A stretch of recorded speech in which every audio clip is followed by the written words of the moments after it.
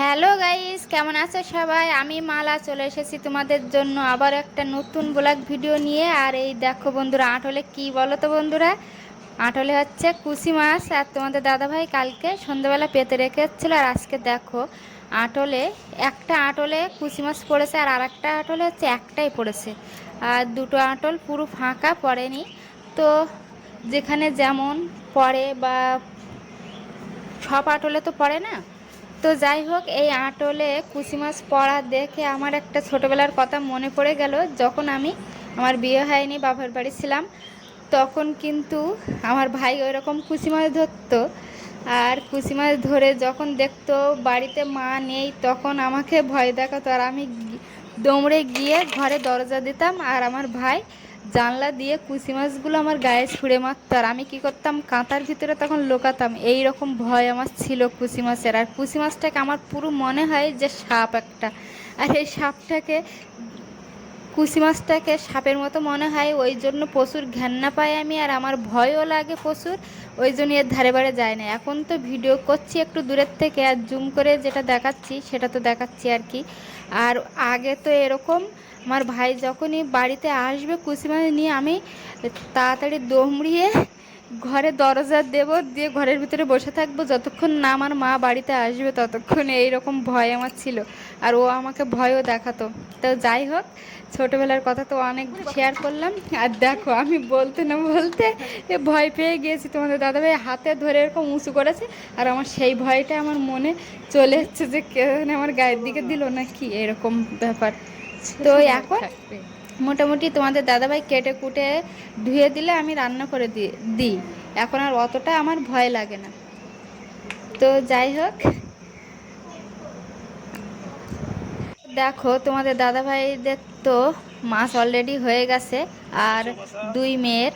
আর এতে কিন্তু চ্যাং মাছ, শিঙি মাছ আর কই মাছও আছে। তো ওগুলো হচ্ছে মায়ের হয়ে যাবে, আর আমার জন্য ডিম আনলে হয়ে যাবে, ব্যাস। আর কিছু লাগবে না। আর আজকে রোদ্দুরও বার হয়েছে, কিছুটা কাচাকুচিও করা হবে। তো দেখো বন্ধুরা, এদিকে আমার মেয়ে কিন্তু ঘুমাচ্ছে, আর এইদিকে আমি মানে খাটের পর্দা, বাক্সর পর্দা সব কিছু আমি কেচে দেব। আর ঘরের দরজার পর্দা, জানলার পর্দা সব কিছু কাচবো, আর টিপিগুলো মুছবো। তো দেখো বন্ধুরা, এখানে এক টেরে আমার ভেজানো হয়ে গেছে। আর এটা ভেজানোর কারণ হচ্ছে, যেহেতু বছর ক্রিয়া তো চলে এসছে, আমার শ্বশুরমশাই মারা গিয়েছিল, 1 বছর হয়ে গেছে।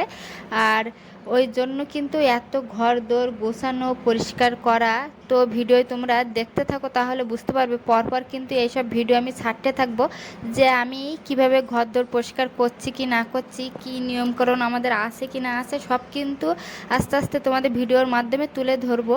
তো দেখো, এগুলো কিন্তু আমার ননদের ছেলের খেলনা, আর এই খেলা করে রেখে চলে গেছে। তো আর আমার মেয়েদের তো টেডি, ওরা টেডি নিয়েই খেলা করে। আর এই দিকে দেখো, আমি কিন্তু তোমাদের দাদাভাই টাকা চুরি করে নিয়ে নিচ্ছি, তোমরা যেন কেউ বলবা না, ঠিক আছে? আর এই দেখো, পর্দাটা আমি আবার তুলে নিয়ে কেচে দিলাম। আর এইদিকে ভাবছি টিভিটাও মুছবো, আর এইদিকে পাখাগুলোও মুছবো। আর ঘর দোর ঝুল ঝেড়ে একেবারে মুছে পরিষ্কার করে নেবো, যেহেতু আজকে কাচাকুচি করছি। আর কাচাকুচি করে ঢোকানোর আগে আমি মনে করছি সব ঝুল টুল ঝেড়ে পরিষ্কার করব। তো এসব ভাবতে ভাবতে শাশুড়ি মা এসে বলল, আজকে বৃহস্পতিবার যেন মানে ঘরের ঝুল ঝেড়ো না বৌমা। তাও আমি ভাবছি ঠিক আছে, তাহলে আমি একটা পাকা পরিষ্কার করেছি, আর এই দিকে টিভিটা পরিষ্কার করে নিয়ে দেখাচ্ছি তোমাদের যে কতগুলো আমি কেসে রোদ্দুরে দিয়েছি। আর সব কিছু তো ভিডিওর ভিতরে তুলে ধরা সম্ভব না, তো সেই কারণেই তোমাদের দেখাচ্ছে। আর এদিকে কী রান্না হচ্ছে দেখো, কুচি মাছ তো অলরেডি কাটা হয়ে গেছে, আর এদিকে মানে কুমড়ো শাক। আর এই যে আমার শাশুড়ি মার জন্য মাছ, চ্যাং মাছ, কই মাছ, শিং মাছ আছে। আর তোমাদের দাদাভাই গিয়েছে ডিম আনতে। আর এই দিকে দেখো, আমি কিন্তু দুপুরে খাওয়া দাওয়া করে বিকালে আবার একটু গোছানো শুরু করলাম।